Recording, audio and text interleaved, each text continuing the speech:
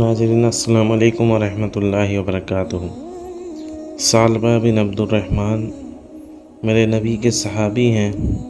ایک دن صحابہ نے آپ نبی کریم صلی اللہ علیہ وسلم سے ثعلبہ بن عبد الرحمن کی شکایت کی کہ ثعلبہ صرف فرض نمازیں پڑھتے ہیں اور سنت پڑھتے نہیں اور فٹافٹ چلے جاتے ہیں۔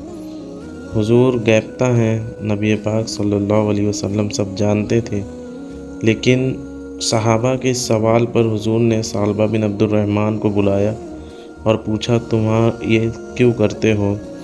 تو ثعلبہ نے کہا یا رسول اللہ، میرے پاس ایک ہی لباس ہے اور میں نے گھر میں ایک کھڈا کھود رکھا ہے۔ جب میں نماز پڑھنے آتا ہوں تو میری بیوی اس کھڈے میں چلی جاتی ہے، اور جب میں وہ گھر جاتا ہوں میں کھڈے میں چلے جاتا ہوں اور میری بیوی یہ لباس پہن کے نماز پڑھ لیتی ہے۔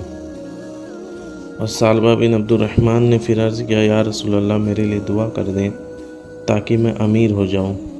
تو حضور نے فرمایا کہ ثعلبہ تیرے لیے غریبی ہی بہتر ہے۔ تو وہ نہ مانے، وہ کہنے لگے نہیں یا رسول اللہ میرے لیے دعا کر دیں۔ غریبی ایک آزمائش ہے، اس میں کوئی شک نہیں، لیکن قیامت کے دن پتہ چلے گا جب غریب چھلانگیں مار کر جنت میں چلے جائیں گے۔ امیر تو ابھی لائن میں کھڑے ہیں حساب دیتے ہوئے۔ ایک دن حضور نے فرمایا کہ میرے عبد الرحمن بن عوف کو بلاؤ۔ جب عبد الرحمن بن عوف آئے تو آپ نے کہا کہ عبد الرحمن بن عوف، میں نے کل رات خواب میں دیکھا ہے کہ میں جنت میں چلا گیا لیکن تو سب سے لاسٹ میں آیا ہے۔ تو عبد الرحمن بن عوف نے فرمایا یا رسول اللہ، میری خطا کیا ہے؟ فرمانے لگے تیرے پاس مال بہت ہے اور تجھے حساب دیتے وقت لگ گیا۔ تو عبد الرحمن بن عوف نے 100 اونٹ مال لاد کر خدا کے راہ میں خیرات کر دیا۔ تو ثعلبہ بن عبد الرحمن کہنے لگے کہ میرے کو امیر ہونا ہے، آپ دعا فرما دیں۔ حضور نے دعا فرما دی تو ثعلبہ کے پاس بکری کا ایک ریوڑ آ گیا۔ اب مدینہ میں کہیں اتنی بڑی جگہ نہیں تھی، تو ثعلبہ اپنے ریوڑ کو لے کر مدینے سے باہر رہنے لگے، پہلے 5 وقت نماز میں، اور اب ظہر عصر چھوٹی، پھر حضور کے قریب بیٹھتے تھے لیکن اب کام کاج کے چکر میں ذرا من ہٹنے لگا، پھر مغرب اور عشاء بھی چھوٹی، اب جمعہ مسجد میں آ رہے ہیں۔ سن 2 ہجری میں زکوٰۃ کا حکم آ گیا۔ ابو ہریرہ رضی اللہ تعالیٰ عنہ امیر زکوٰۃ مقرر ہوئے۔ جب آپ ثعلبہ کے پاس زکوٰۃ لینے کے لیے پہنچے تو انہوں نے پوچھا کتنا زکوٰۃ ہے اور اپنی بکریاں گنی، تو ایک دم کہنے لگے او ہو 1 کروڑ پر 2.5 لاکھ کس نے دیا تھا؟ دعا حضور نے کی تھی، لیکن منع نہیں کیا، کہنے لگے جاؤ حضور کو کہنا میں خود آؤں گا۔ سارے مدینہ کا زکوٰۃ لے کے جب ابو ہریرہ رضی اللہ تعالیٰ عنہ حضور کے پاس پہنچے تو حضور نے کہا مجھے سب سے پہلے ثعلبہ کے بارے میں بتاؤ۔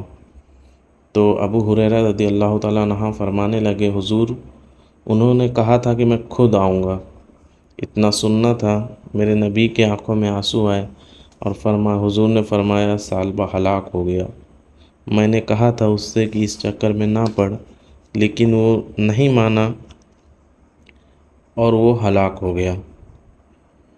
پھر کچھ دیر بعد ثعلبہ عبد الرحمن آ کے پہنچے، ثعلبہ بن عبد الرحمن آ کے پہنچے، کہا کہ حضور میں نے ابو ہریرہ کو کہا تھا کہ میں خود آؤں گا، لیکن جہاں محبوبیت ہوتی ہے میں آؤں گا، سوچوں گا یا کروں گا، یہ بات بھی بے ادبی ہوتی ہے۔ حضور نے فرمایا تو اپنا مال لے اور چلا جا، اب میں تیرا مال قبول نہیں کروں گا، تو ہلاک ہو گیا۔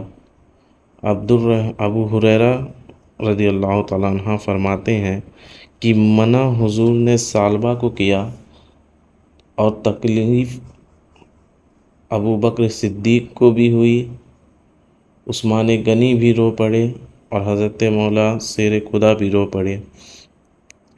حضور نے کہا تو جا، میں تیرا مال نہیں قبول کروں گا، اور وہ چلے آئے۔ انہوں نے ہاتھ پیر جوڑا یا رسول اللہ مجھ سے غلطی ہو گئی، معاف فرما دیجئے، لیکن کہا نہیں تو جا، تو ہلاک ہو گیا۔ ابو بکر کے زمانے میں بھی سالبہ اپنی زکوٰۃ لے کے پہنچے تو ابو بکر صدیق رضی اللہ تعالیٰ عنہ نے بولا کہ مجھے سب کا قبول ہے، لیکن جس کا رسول اکرم صلی اللہ علیہ وسلم نے قبول نہیں کیا تو میں تمہارا زکوٰۃ کیسے قبول کر سکتا ہوں۔ حضرت عمر رضی اللہ تعالیٰ عنہ کے دور میں بھی وہ اپنی زکوٰۃ لے کے پہنچے تو انہوں نے کہا کہ جب حضور نے قبول نہیں کیا، ابو بکر نے قبول نہیں کیا تو میں کون ہوتا ہوں تمہاری زکوٰۃ قبول کرنے والا۔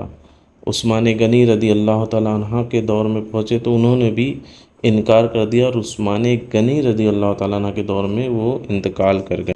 ناظرین، وہ پوری زندگی تڑپتے رہے اپنے مال کو لے کر۔